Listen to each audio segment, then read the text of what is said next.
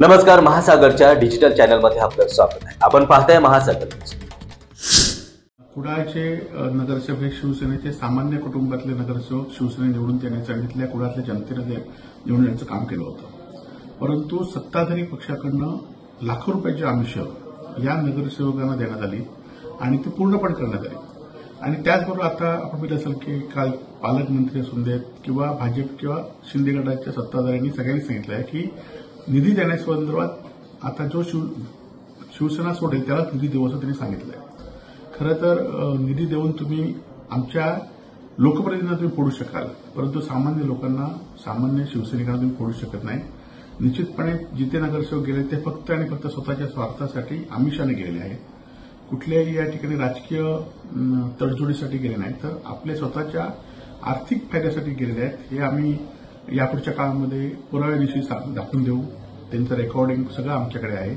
कोणी पैसे दिले, किती पैसे दिले, सगळं रेकॉर्डिंग आहे, ते आम्ही योग्य वेळी आणून देऊ।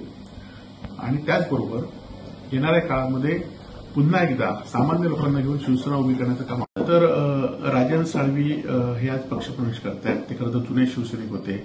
मी पण त्यांच्याशी बोललो की तुम्ही शिवसेनेतच राहा, आज जरी वेळ हे असेल तरी योग्य वेळी पुन्हा आपली वेळ येईल, पुन्हा आपण कार्यकर्त्यांना उभं करूया। तुमच्याकडे कार्यकर्ते फक्त सत्ता आणि पदेसाठी कधी नव्हते आणि यापुढे नसणार याची आमची खात्री आहे।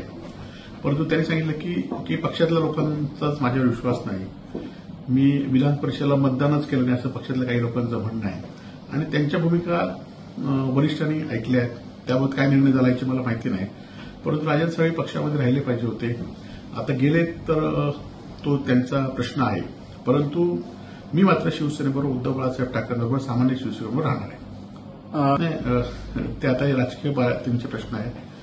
शेवटी त्यांच्या पक्षाची भूमिका ते ठरवू शकतात आणि त्यामुळे त्याच्याबद्दल मला काय बोलायचं नाही। सुद्धा तुमचे वडील 20 वर्षापूर्वी पालकमंत्री होते आणि त्यावेळी त्यांनी असंच विरोधकांना संपवण्याचं काम केलं। अनेक जिल्हा परिषद नगरसेवक फोडले, निधी द्यायचा नाही म्हणून दीपक केसरकरांना डीपीडीसीच्या मिटिंगच्या बाहेर घालून झालं।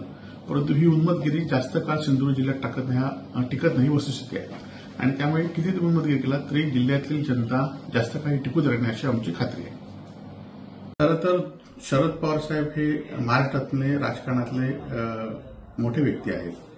ते 60-70 वर्ष राजकारणामध्ये आहेत आणि 2019 मध्ये ज्यावेळी महाविकास आघाडी सत्ता स्थापन केली त्याच्या आधी सुद्धा पवारसाहेब 4 वेळा या राज्याचे मुख्यमंत्री झाले होते आणि त्यामुळे त्यांची पार्श्वभूमी कशी आहे राजकीय मुत्सद्देगिरीमध्ये हे आपल्याला माहिती होतं। आणि त्यामुळे 2019 मध्ये युती करताना, महाविकास आघाडी करताना या सगळ्या गोष्टीचा विचार केला पाहिजे होता। आणि आता मात्र महाविकास आघाडीचा पराभव झाल्यानंतर पवारसाहेब जर सत्ताधारीकडे सत्कार स्वीकारत असतील किंवा त्यांना सत्कार देत असतील तर आता बोलून काय उपयोग नाही। तर हे 2019 मध्ये ह्या सगळ्या गोष्टीचा विचार केला पाहिजे होता आणि मग हा निर्णय घेतला पाहिजे होता महाविकास आघाडीचा। आणि आता मात्र 2024 मध्ये आता बोलून त्याचा 2025 मध्ये आता बोलून त्याचा काही फायदा होणार नाही।